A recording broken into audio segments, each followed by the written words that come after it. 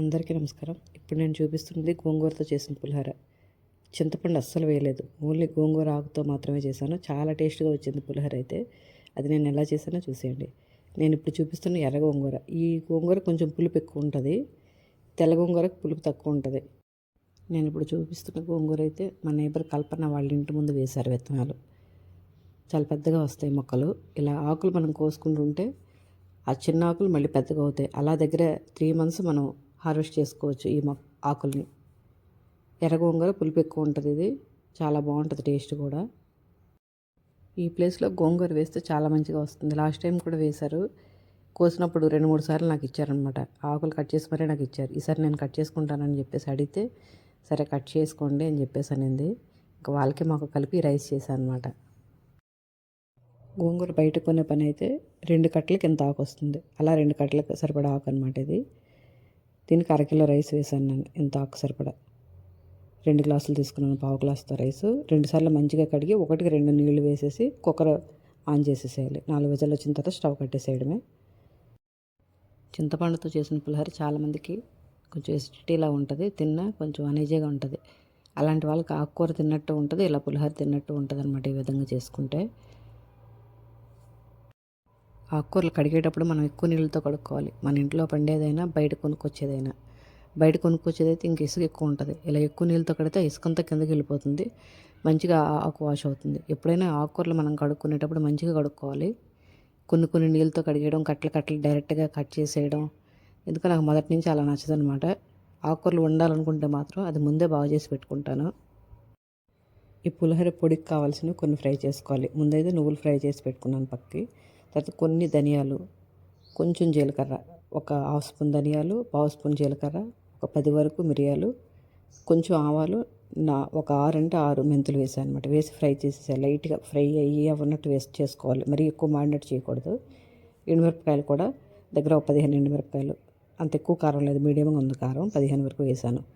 కొంచెం ఆయిల్లో ఫ్రై చేసి పక్క పెట్టుకోవాలి. తర్వాత ఈ ఆకు మనం కడిగి పెట్టుకున్న ఆకు వేసేయాలి డైరెక్ట్గా. వేసి దగ్గరికి వచ్చే వరకు ఫ్రై చేసుకోవాలి. ఎలాంటి వాటర్ అయితే వేయకూడదు. ఆకులోనే వాటర్ వస్తాయి. ఆ వాటర్తోనే మగ్గిపోతుంది కర్రీ మంచిగా. ఆకుకూరలు మగ్గించేటప్పుడు ఎక్కువ ఆయిల్ కూడా వేయాల్సిన అవసరం లేదు. కొంచెం ఆయిల్ వేస్తే అందులోంచి వచ్చిన వాటర్తోనే ఆయిల్లో మంచిగా మగ్గిపోతాయి. దగ్గరికి వచ్చేస్తుంది. టేస్ట్ కూడా బాగుంటుంది. ఇందులో వాటర్ వేసి ఉడికిచ్చే కంటే ఈ విధంగా మనం మగ్గించుకున్నాం అనుకోండి, కొంచెం నిల్వ కూడా ఉంటుంది ఈ ఆకు. ఈ ఆకు మగ్గేలోపు పొడికి కావాల్సినవి ముందే ఫ్రై చేసి పెట్టుకున్నవన్నీ పొడి చేసుకోవాలి. కొన్ని పల్లీలు కూడా వేయించి పొట్టు తీసి పెట్టాను. నువ్వులు, ఎండుమిరపకాయలు, ధనియాలు, జీలకర్ర, కొంచెం మెంతులు, కొంచెం మిరియాలు వేసాను కదా, అవి అన్నీ మిక్సీ చేసుకోవాలి. మిక్సీ చేసుకొని అవి ఒక బౌల్లోకి తీసిన తర్వాత ఈ ఆకు మగ్గిపోయి చల్లారిపోయిన తర్వాత ఇది కూడా పేస్ట్ చేసి పక్కకు పెట్టుకోవాలి. ఈ ఆకు సగం కంటే ఎక్కువ వేగిన తర్వాత కొంచెం పసుపు వేసాను, ఒక పావు స్పూన్ వరకు. ఒకసారి కలిపేసుకున్న తర్వాత సాల్ట్ ఒక స్పూన్ వేసాను. సాల్ట్ వేసేసరికి ఇంకా దగ్గరికి వచ్చేస్తుంది కూర, మంచిగా ఉడికిపోతుంది కూడా. స్టవ్ కట్టేసి చల్లారే వరకు వెయిట్ చేయాలి. రైస్ ఉడికి అది చల్లారేలోపు మనకి ఇవన్నీ ఫ్రై అయిపోతాయి అనమాట మంచిగా. ఒక పక్క రైస్ పెట్టుకొని ఒక పక్క ఈ విధంగా చేసుకుంటే చాలా సింపుల్గా ఈజీగా అయిపోతుంది పని కూడా. పులిహోర అంటే చింతపండుతో చేస్తాం, నిమ్మకాయతో చేస్తాం, మామిడికాయతో చేస్తాం. ఇలా గోంగూరతో కూడా చాలా టేస్ట్గా ఉంటుంది. ఆకుకూర మనం తిన్నట్టు ఉంటుంది.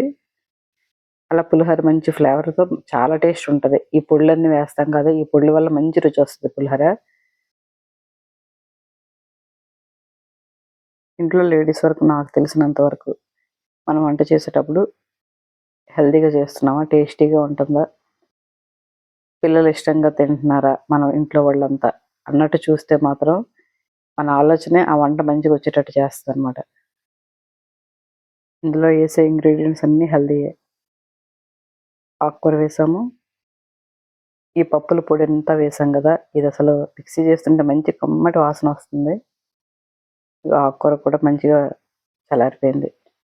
ఆ పొడి ఒక బౌల్లోకి తీసుకొని అదే మిక్సీ జార్లో ఇది కూడా వేసాను. ఈ ఆకు కూడా వేసి కొంచెం ఒక్కసారి మిక్సీ 1-2 సార్లు తిప్పితే చాలా మంచిగా నలిగిపోతుంది. గోంగూర మిక్సీలో 1-2 సార్లు మనం అలా ఆన్ చేసి ఆఫ్ చేస్తే చాలు, చాలా మెత్తగా పేస్ట్లా అయిపోతుంది. ఈ విధంగా పేస్ట్లాగా అయిన తర్వాత పక్కకు పెట్టేసుకోవాలి. అన్నం చల్లారి పెట్టుకోవాలి. ఆల్రెడీ 1-2 నీళ్ళు వేసి కుక్కర్ పెట్టాం కదా, అది అన్నం కొంచెం పెద్ద ప్లేట్ తీసుకొని మనకు పులిహోర కలుపుకోవడానికి వీలుగా ఉండే విధంగా ప్లేట్ తీసుకొని ఆ ప్లేట్లో అన్నం అంతా విడదీసేసేయాలి. అన్నం మెత్తగా ఉండాలి, విడివిడిగా రావాలి పులిహోరకి. అప్పుడే టేస్ట్ చాలా మంచిగా వస్తది. ఈ పప్పుల పొడి అంతా వేసేసాను. ఆ గోంగూర కూడా ఇందులో వేసేయాలి. వేసి పోపు వేసుకొని మంచిగా చేత్తో కలుపుకుంటే పులిహోర అంతా మంచిగా కలుస్తుంది. గరిటెతో అయితే అన్నం మెత్తగా అయిపోతుంది. గరిటెతో కలపకూడదు. పోపు వేసిన తర్వాత మనం కలిపామంటే మంచిగా కలుస్తది.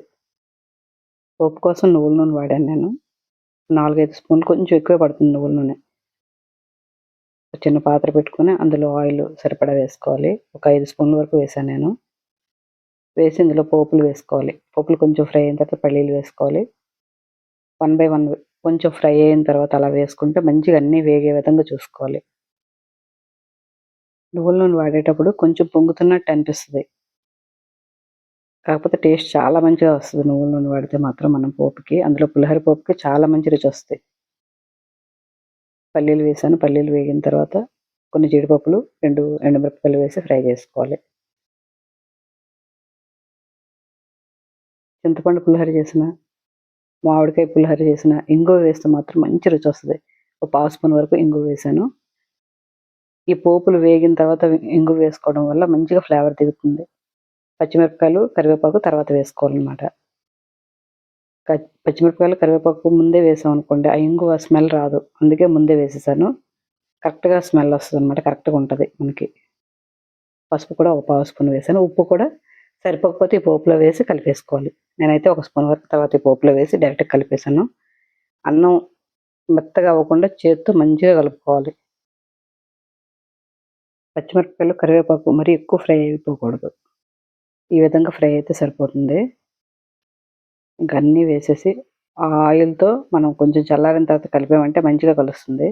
గరిటెతో కలిపామంటే మెత్తగా అయిపోతుంది. ఇలా కొంచెం కొంచెం ఆ ప్లేట్‌ని తిప్పుకుంటూ కలుపుకున్నామనుకోండి, ఆ రైస్‌కంతటికి మనం వేసిన పోపు, ఈ గోంగూర, పప్పుల పొడి అన్నీ మంచిగా పట్టుకుంటాయి. అప్పటికప్పుడు తినే కంటే ఆ రోజు తిన్నాం మధ్యాహ్నం. నైట్‌కైతే అసలు ఎంత బాగా వచ్చిందో టేస్ట్. మంచిగా అన్నంకి పట్టుకుందనమాట గోంగూర, ఇంగువ ఫ్లేవర్ అంతా. భలే టేస్ట్‌గా ఉంది. ఒక్కసారైతే ట్రై చేయండి. సూపర్ టేస్ట్‌తో ఎంతో రుచిగా ఉంటది.